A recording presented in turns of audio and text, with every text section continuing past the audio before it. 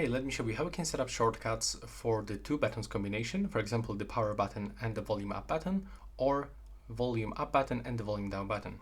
So I just find this function in the accessibility. So we have to open the settings, go into the accessibility, and move into the advanced settings. And now when we take a look for this one, side and the volume up buttons, for example, we can actually link mute all sounds. Now when I'm gonna press volume up and power button together, as you can see, I can mute all sounds and I can for sure unmute them. So it actually works the same like this famous side button on the iPhones.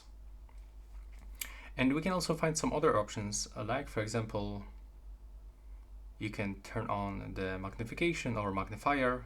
Take a look.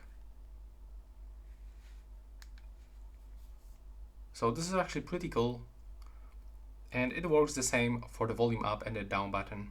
So we can actually set, for example, this mute all sounds, and now when you click and hold both buttons for 3 seconds, you will get this function turned on.